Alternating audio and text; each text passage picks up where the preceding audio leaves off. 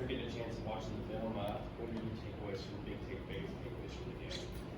You know, really, we talked a lot about just some of the defensive things that we always will break down, but we go back where we feel, again, our offense is allowing too many easy plays that we can't defend, and the fact that we still give away too many offensive possessions where we can get a better shot. We've got to work towards a better shot, and we talked about getting off to a better start, so we need to get to our bench. And because there's no doubt, I thought we had guys that played too many minutes, but when you're behind and you're trying to get back in the game and you know you're playing against a team that can explode on you, as I think any team in our league can, we talked about our bench players. We don't want to put them in a situation where they're the ones trying to play the catch up. You know, when you're always trying to catch up and they go in, their minutes can be magnified because, simple mistakes that most people wouldn't see that we see, and so we talked about how much we need our bench to help us cut down, so we can cut down some minutes there. But from a basketball standpoint, again, offensively, we can be better, and there's no doubt our guys played hard. There's no doubt they made the effort. They made the effort on the defensive end, and if you think about it, they're a really tough team to defend with their balance. But we just know we can get better. We're going to have to get better. Steve and David. Arkansas coming off a couple of overtime losses. I'm just wondering what you've been able to see on tape. I don't know how much you've seen because of the quick turnaround, but how are they different since Isaiah Joe's injury? Well, when I've watched them all year, I think Coach has done a great job. Eric's done just a great job coaching. He really has. And they're aggressive. They drive the ball really, really hard, and they obviously lost a key player that shoots the ball that you had to give a lot of attention to, but he still has them being aggressive. Really, really terrific defensive team. They really get that gap heavy and make plays in the gap, and they really turn you over. They do turn you over. I think they're terrific at getting down and getting those baskets, making you pay there. So again, it goes back to ball security, but I think he's come in and done a terrific job with him.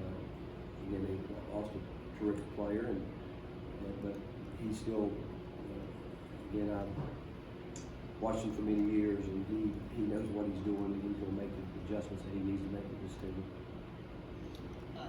Rick, you mentioned the other day that you wanted to see more physicality out of Mirosh. Who are some of the guys you coached that you needed to bring that out of him? And how do you coach that or bring that out of a guy that hasn't shown that to you? Well, the most recent would be Kyle Alexander. Kyle was same player, and I think once Mirosh can continue to get a strength program under him, but then it becomes a mentality too. There's no doubt he's got to get stronger, but I do think he's stronger than Kyle was. At the same time, I think right now it's him developing a mentality himself.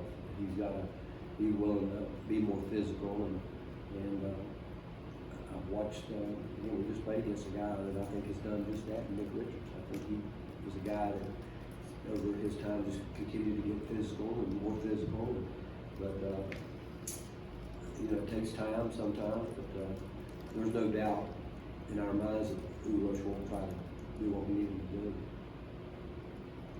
You mentioned Santiago Saturday. Where in his game has he adjusted to limit turnovers, and the assist numbers have gone up too as he's limited those? What do you mean? How has he adjusted? What's slowing down for him? What's happening? I think a lot of things have adjusted for him. I think one, he's gotten himself in better shape. I think that's where it started, and there's no doubt we know he can shoot the ball. He's got a great feel for the game. He's competitive. He sees things. He really does see a lot that's going on out there, and he knows that he's going to have to get better defensively. I mean, there's no question. And I think some of his breakdowns Saturday was fatigue. There's no doubt about that. But he's going to have to improve there, and he will. But I don't think there's any part of what he's doing that he hasn't gotten better. And I don't think there's any question he's going to continue to get better because he loves the game, he works at it, and he truly wants to be as good as he can be. Coach, are you happy with the pace of play on offense right now? Would you like to go faster? No. How hard is that with soccer? No question we want to play faster. There's no question. And again, it goes back to our point guards pushing tempo, or not just our point guards, be any of our guards. So we told them all if they get a rebound, they can go with it. Or certainly Jordan Bowden, when Josiah was here, you know, those three guys get a rebound, and we wanted Asante to go with it. But yeah, we like to play at a quicker pace in the play.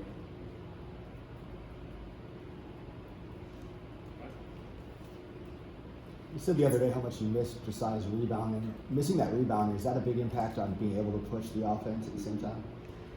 You know, there's nothing harder to guard than a guy that gets the rebound and comes out with it.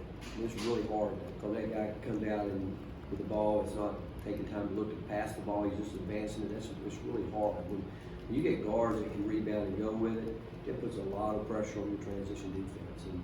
And Josiah, I think he was our leading rebounder, and at the time, maybe he might have been our leading three-point shooter, you know.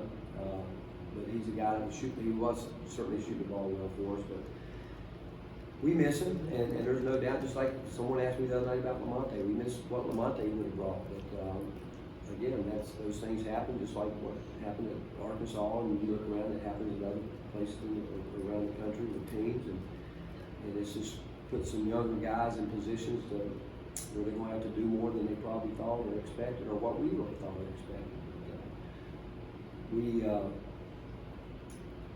rebounded. I mean, I know you look at the numbers, we're being out rebounded, but we still, again, one or two games can skew those numbers a lot. But as long as I think we're getting better at rebounding and in whatever area that we need to get better, like right now, going to basketball, we got to do that. But to answer your question, I start thinking about other things when you ask me that, because so many things went through my mind right now.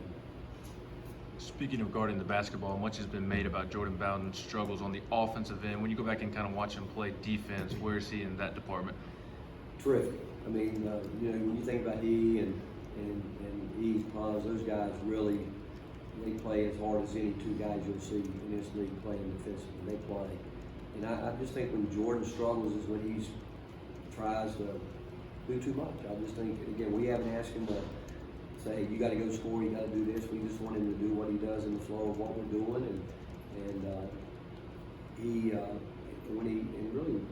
he's had some, you know, looks that I'm sure he thinks that he should make, and everybody probably thinks he should, but that's part of it. But as long as he continues to play defense, and we like the way he's driving the ball, that's good too.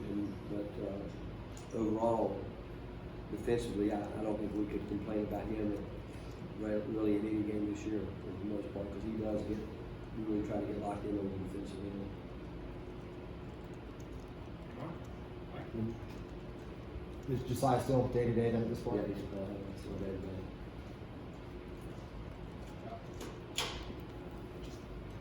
How much do you struggle with letting young guys like Ronte and Olivier play through mistakes versus doing what you have to do in that game to give yourself better chance? You know, Rob, that's it. You just said, how do you struggle with it? You do, because I believe in those guys, but I also know this: if you put them in a situation where it is high level, a lot of stakes are there, and they don't do something well, it can set them back 2-3 weeks. And like Ticket, I thought Devontae went in the other night, and he drove the ball down the floor, he got a tip from behind, then he picked it up to a cross-court pass, those type plays. And then you can quickly see their body language change that we see every day. So now we've got to get them out because we don't want it to keep going. And so we put guys in, and we're so really alert at their body language because we're around them all the time. And we can tell when they're teetering a little bit. And so that's a tough thing as a coaching staff, because we're all locked in here together. And what I was saying earlier, when you're behind, if you get behind early against a team that you know that has the ability to go on spurts, that can, a 10-point lead can go to 16, 18 real quick, and then you're really fighting back uphill. And you know you got starters out there that are tired, and you've got in your mind when you want to rotate them out. Now you're really concerned if you put these guys in and you're talking about like you're putting them in there where there's a lot at stake right now. And so that's where you sometimes get into extended minutes. But it's a tough, and do you struggle with it? You do. And some games, and that's where you hope. And the fact of the matter is, what we talked to our team or those guys about yesterday was that trust level factor. Can we trust you to go in and do your job and not try to think you got to do something that you don't have to do? And and it works both ways, to be quite honest with you. Where like Olivier didn't play at all first half, and we thought he was terrific. And that's hard to do when you don't do that. But yet he knows he had a lot of opportunities earlier in the year, and he'll continue to have those opportunities. But I do think, I mean, Uros, you watch him throughout that game.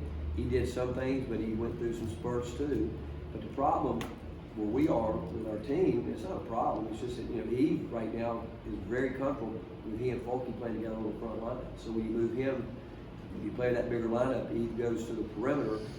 Now you're dealing with two different scenarios there where, again, he really likes to be around the rim now more. He feels he can be more effective blocking shots, which we know he can. When he's playing on the perimeter, you've got to come further to make those type of things happen. And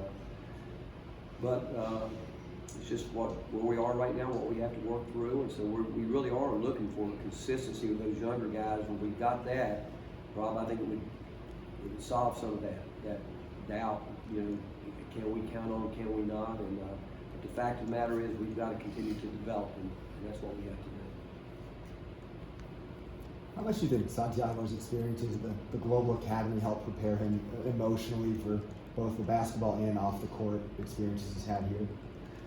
I think being away from home for a couple of years like he has been, and being able to travel, there's no doubt that brings a level of maturity. But I just simply probably being away from home, probably being able to handle that. But he's played against good competition, obviously, a different game. But and a lot of people are surprised when he's still only 18 years old, and he's done what he's done is really next to remarkable. I'm telling you. I mean, when you really think about it. For a guy to have 3 practices, and you think right now, we've got 2 guys on our roster that weren't even on our active roster when the season started, when we started playing games.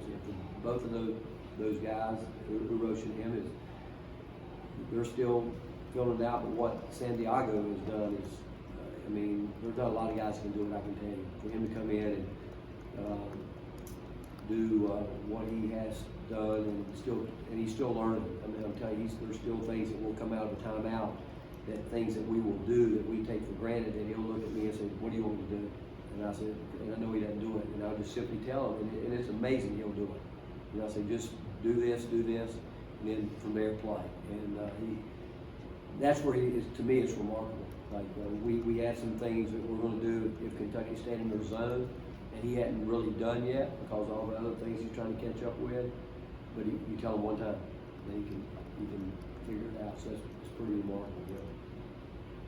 You guys have home and homes with Kentucky, Auburn, and Arkansas over the last month of the schedule. Is that more difficult facing a team twice in that short of a turnaround, or easier because of familiarity from your last meeting? I think it's both. Right? I think you both.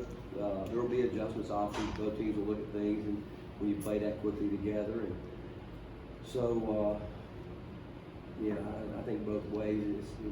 You get turned around real quick. If you ask me this time of year, I'd say it's probably easier because you're into a routine and you recall it pretty quickly. But the fact is, we've got a lot of tough games that are obviously opportunities, but we have to be prepared to try to take advantage of it. Anything else? Do you like quick turnarounds Tuesday? Play on Tuesday or Wednesday, or usually longer to get ready for the weekend? It doesn't matter either way when you look at it. If we played on Wednesday, Sunday would be their day off. And if Tuesday, we played like we do now. Wednesday, their day off, so we would have you come back on Thursday, Friday, get ready. I bet it doesn't matter to me, but I bet if you ask the players, I bet they like the Tuesday game. Do you think? I think having a day off during the week, I think they might. I don't know, I've never asked them about it, but it is, I think this is our 5th Tuesday in a row, isn't it? 4th or 5th, something like that. You know, and in some ways, you might look at it as you get more rest playing on a Tuesday, and you have more time there because you definitely, with our day off is Wednesday, and this time of year, you know, I think most teams cut back a little bit, but I know we played 4 or 5 weeks in a row on Tuesday, haven't we? Something like that. Last year, I don't think we did it at all. I don't think. We did it once or twice. It wasn't nearly as much as this year, but I don't think it really matters. Steve? Jalen's played, I think, at least 20 minutes, 5 of the last 6 games, 28 the other night. How much of it is just kind of necessity, and how much of it is what you've seen in practice has kind of gotten him the extra opportunities last month? What more do you want to see? Well, there's no doubt with Josiah being out, there's more minutes to be had, and but Jalen is working. He is really trying to do the things that he knows that our team needs him to do for us to win. He's really working hard defensively. He's really making a conscious effort to rebound on both ends, and that's what we need him to do. So, fact is, I do think he's more comfortable now that he's gotten more minutes, and we need him to continue to do what he's doing and just knock down some open shots when he's open. Thank you, Coach. All right, thank you. Thank you.